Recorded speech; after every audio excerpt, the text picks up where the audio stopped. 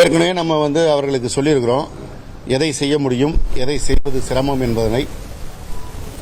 கடந்த அதிமுக ஆட்சி காலத்தில் அவர்கள் செய்யாமல் விட்டதை இப்பொழுது திராவிட முன்னேற்ற கழக ஆட்சி அமைந்த பிறகு செய்ய வேண்டும் என்று அதிமுக தொழிற்சங்கம் சொல்வதும் எடப்பாடி பழனிசாமி அவர்கள் சொல்வதும் வேடிக்கையான ஒன்று, விந்தையிலும் விந்தையாக இருக்கிறது. அவர்களால் முடியவில்லை என்று விட்டுவிட்டார்கள். அதை நாங்கள் செய்ய முடியாது என்று சொல்லவில்லை. நிதிநிலை சீரான பிறகு அவை செய்யப்படும் என்றுதான் சொல்லியிருக்கிறோம். எனவே செய்யவே முடியாது என்று சொன்னவர்கள் நிதிநிலை சரியான பிறகு செய்வோம் என்று சொல்கின்ற எங்களை எதிர்த்து இந்த பேருந்து நிறுத்தத்தை வேலை நிறுத்தம் அறிவிப்பது என்பது பொதுமக்களுக்கு இடையூறு செய்வது என்பதுதான் அரசியல் உள்நோக்கம் கொண்டது. தேர்தல் வருகின்ற நேரத்தில் இதை செய்தால் மக்களுக்கு அரசு மீது கோபம் வரும் என்ற எண்ணத்தில் செய்கிறார்கள். ஆனால் பொதுமக்கள் இதையெல்லாம் அறிவார்கள். அவர்களுக்கு இடைஞ்சல் செய்பவர்கள் மீதுதான் பொதுமக்களுக்கு கோபம் வரும்.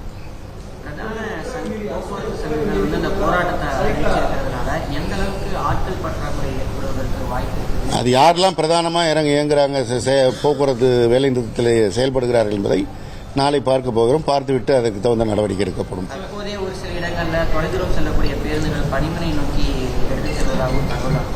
அது அதிமுகவின் தொழிற்சங்கம் அந்த வேலையில் இறங்கியிருப்பதாக சொல்கிறார்கள். அவர்களே ஒரு பக்கம் பேச்சுவார்த்தைக்கு அமைச்சர் அழைத்தால் வருவோம் என்று சொல்வதும், இன்னொரு பக்கம் அறிவிப்புக்கு முன்பாகவே வேலை நிறுத்தத்தில் ஈடுபடுவது என்பது தவறான ஒரு செயல். இது பொதுமக்களை பாதிக்கக்கூடியது. இது குறித்து நிச்சயமாக நடவடிக்கை எடுக்கப்படும். இது வழக்கமான ஒன்று தானே.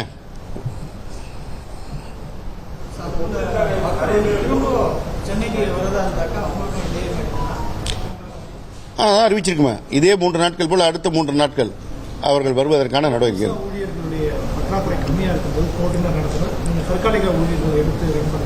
அது நாளைக்கு தேவை ஏற்படுகின்ற போது அது குறித்து முடிவெடுக்கப்படும்.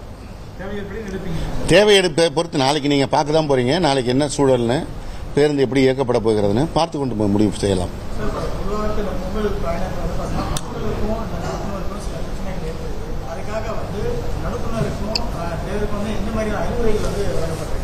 எப்பவுமே சுமூகமாக இருக்க வேண்டும் என்றுதான் அறிவுரை வழங்கப்பட்டிருக்கிறது. இப்ப அது மாதிரி பிரச்சனை வராது. கடந்த தீபாவளியின் போது எந்த பிரச்சனையும் இல்லை. போக்குவரத்துறை ஊழியர்களை பொறுத்தவரை மாண்புமிகு தமிழ்நாடு முதலமைச்சர் தளபதி மு க ஸ்டாலின் அவர்கள் ஊதிய ஒப்பந்த பேச்சுவார்த்தையில் அவர்கள் மனம் குளிர்கின்ற வகையில் கடந்த அதிமுக ஆட்சியில் நீக்கப்பட்ட பே மேட்ரிக்ஸ் முறையை திரும்பி வழங்கியிருக்கிறார்கள். 5% சம்பள உயர்வை வழங்கியிருக்கிறார்கள். இந்த தீபாவளிக்கு அவர்கள் கோரிக்கை வைப்பதற்கு முன்பாகவே 20% போனஸை வழங்கியிருக்கிறார்கள். எனவே முதல்வர் மீது போக்குவரத்து தொழிலாளர்கள் மிகுந்த நம்பிக்கையோடு இருக்கிறார்கள். அவர்கள் நிச்சயமாக முதல்வருடைய எண்ணத்திற்கு மாறாக செயல்பட மாட்டார்கள்.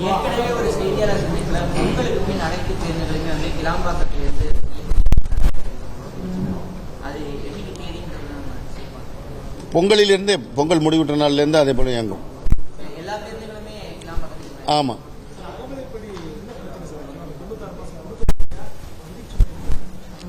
ஆமா. கடந்த அதிமுக ஆட்சி காலத்தில் அந்த அகவைப்படி உயர்வை நிறுத்திவிட்டு போயிட்டாங்க. இப்பொழுது ஒரே நாளில் அதை வழங்க வேண்டும் என்று எதிர்பார்ப்பது சிரமமான விஷயம். அரசுக்கு இருக்கிற நிதி நிலைமை அனைவரும் அறிந்தது.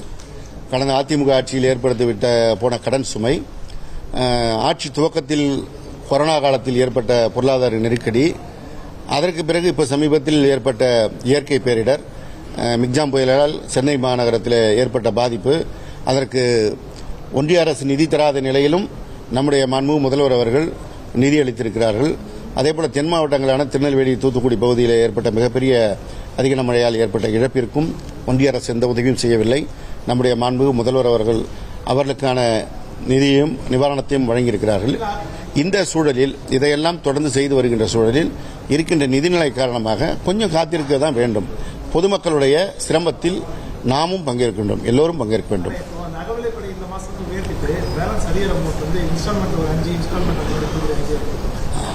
அது நிதித்துறை எடுக்க வேண்டிய முடிவு. நீங்களும் நானும் அந்த முடிவு எடுப்பது சிரமம். அதுக்கு தான் குழு அமைப்போம் நேற்று முன்தினமே சொல்லிட்டோம். குழு அமைக்கப்பட இருக்கிறது. குழு அமைக்கும் பணி துவங்கிவிட்டது.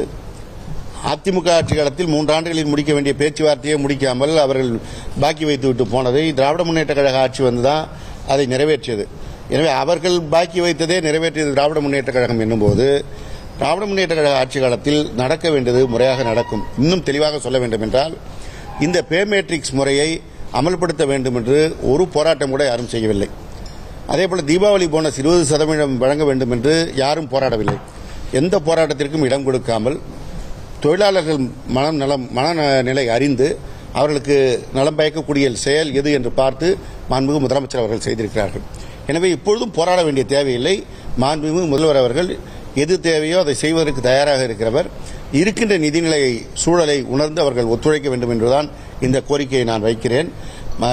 தற்போது பணியாற்றுகின்ற பணியாளர்களை பொறுத்தவரை அவர்கள் வைத்த அத்தனை கோரிக்கையும் மாண்புமிகு முதல்வர் அவர்கள் கடந்த ஊதிய ஒப்பந்த பேச்சுவார்த்தை நிறைவேற்றி கொடுத்திருக்கிறார்கள்.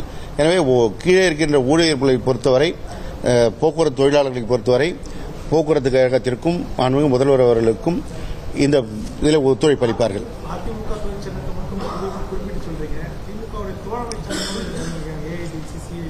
அது அவங்க எப்பயுமே போராட்டத்தை முன்னிறுத்தி சங்கம் நடத்துகிறவர்கள், அது அவர்களுக்கு இயல்பான ஒன்று.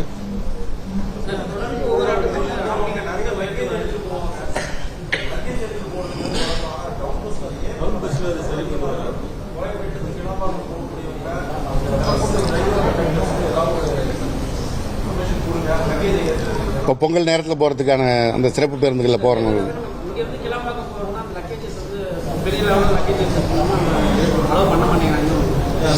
ஆய்வு செய்து நடவடிக்கை எடுக்கிறோம். இல்ல, பொதுமக்களுக்கு இடைஞ்சல் இல்லாமல் பணியாற்ற வேண்டும் என்பதை நம்ம அவர்களுக்கான உத்தரவு வழங்கியிருக்கிறோம். நிச்சயமா அவர்களுக்கு ஒரு சர்க்குலர் போட சொல்றோம்.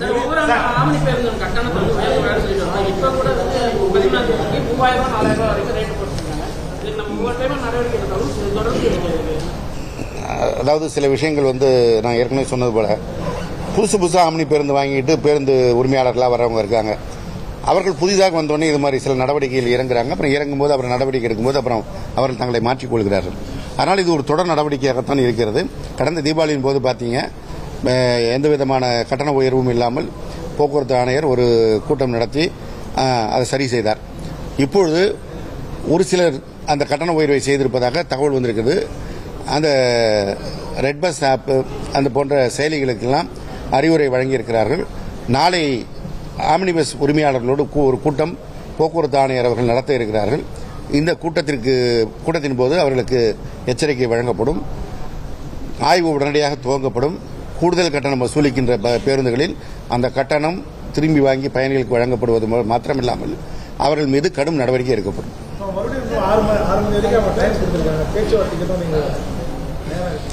அது அவங்களோட பேசிட்டு முடிவு பண்ண. ஏன்னா ஏற்கனவே நான் அவர்களுக்கு 2 விஷயத்தை அவங்கள்ட்ட பேசியிருக்கிறேன். அது அவங்களுக்கும் தெரியும்.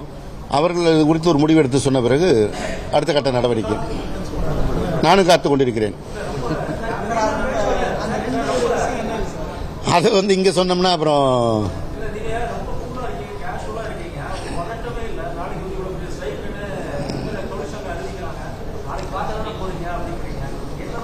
இல்ல, அதாவது பொதுமக்கள் பாதிக்கப்படக்கூடாதுங்கிறது தான் திட்டம். கூலா இருக்கிறோம்னா நம்ம பதட்டமாக என்ன பண்ண போறோம்? நம்ம மக்களுக்கான சேவையை செய்வதற்கு வந்திருக்கிறோம். பண்ணிதான் ஆகணும். அவர் சொல்றவர் யாரு? அதிமுக தொழிற்சங்க நிர்வாகி சொல்றாரு. ஒரு நிமிஷம் எந்த காலத்தில் அதிமுக தொழிற்சங்கம் போராட்டம் நடத்தி இருக்கிறது? எந்த காலத்தில் அவர்கள் போராட்டம் நடத்தி பேருந்துகள் ஓடாமல் இருந்திருக்கிறது? அது சாத்தியமே இல்லை. அவங்க சும்மா பக்கத்து தோல்ல கூட்டு வச்சு அவங்க தோல்ல நின்று இந்த போராட்டம் பண்ணலான்னு பாக்குறாங்க. கடந்த காலங்களில் யார் போராட்டம் நடத்தியது, எதனால் இடையூறுகள் ஏற்பட்டது என்பதெல்லாம் எல்லோரும் அறிவார்கள். ஆனால் இந்த பேருந்துகள் இயக்கப்பட வேண்டும் என்பது பொதுமக்களுடைய எண்ணம். பொதுமக்களுக்கு பாதிப்பு வரக்கூடாது என்பது மாண்புமிகு முதல்வருடைய எண்ணம், தமிழக அரசினுடைய எண்ணம். பொதுமக்கள் பாதிக்காமல் இருக்க வேண்டும் என்றால் இந்த வேலை நிறுத்தம் தேவையில்லை என்பது என்னுடைய அன்பான வேண்டுகோள் அவர்களுக்கு. இதை அவர்களும் அறிவார்கள். தேர்தல் நேரத்திற்காக அதிமுக இந்த நடவடிக்கையில் இறங்குகிறது என்பது அனைவரும் அறிந்து கொண்டு அவர்களுக்கு மற்றவர்கள் துணை போக வேண்டாம் என்றுதான் இந்த நேரத்தில் வேண்டுகோள் வைக்கிறேன்.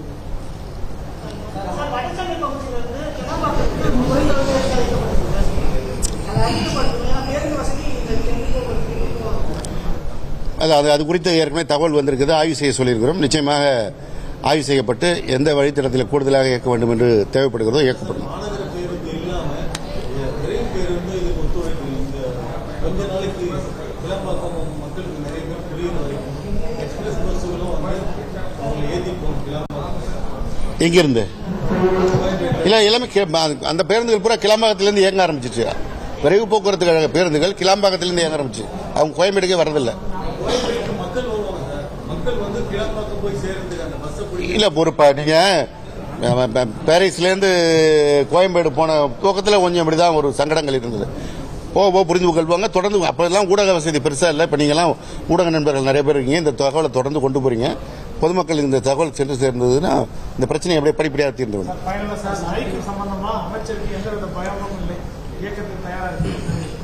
அதாவது பொதுமக்களுக்கு எந்த பயமும் வரக்கூடாது. பொதுமக்கள் பாதிக்கப்படக்கூடாது. நீங்கள் நாளைக்கு பேருந்தில் போனாலும் உங்களை பத்திரமா கொண்டு சேர்க்க வேண்டிய கடமை அரசுக்கு இருக்கிறது. அதை நாங்கள் செய்ய காத்திருக்கிறோம். இன்னும் சொல்லணும்னா நான் குறிப்பிட்ட சில மாநிலங்களை சொல்லலாம், ஆனால் சொல்ல விரும்பல. பணியாற்றுகின்ற போக்குவரத்துறை ஊழியர்களுக்கு 3 மாதம் சம்பளம் தராமல் இருக்கின்ற மாநிலங்கள் இருக்கின்றன. பென்ஷனே 2 மாநிலத்தில் தான் தரோம். தமிழ்நாடு ஒன்று, இன்னொன்று கேரளா. மீதி மாநிலத்திலும் பென்ஷனே கிடையாது. நீங்கள் பென்ஷன் கொடுத்த பிறகு அதில் அகவிலைப்படி உயர்வு கேட்பதையும் தர்றோம்னு தான் நம்முடைய அரசு சொல்லுது, நம்முடைய முதல்வர் சொல்கிறார்கள். காத்திருங்கள் என்றுதான் சொல்கிறோம். நான் அப்போ காத்திருந்தேன்னா காத்திருந்தவர்களோடு இப்போ தோல் கொடுத்துட்டு போய் நின்று கேட்டால் அது தவறான ஒரு அணுகுமுறையாக இருக்கும். அரசுடைய கஷ்டத்தையும் மக்களுடைய நலனையும் புரிந்து கொண்டு தொழிற்சங்கங்கள் இயங்க வேண்டும். தொழிற்சங்கங்கள் தொழிலாளர்களுக்கு மாத்திரமானதல்ல, மக்களுக்கும் ஆனது என்பதை உணர வேண்டும் என்று அன்போடு கேட்டுக்கொள்கிறேன். செய்திகளை உடனுக்குடனும் துல்லியமாகவும் தெரிந்து கொள்ள சப்ஸ்கிரைப் பண்ணுங்க.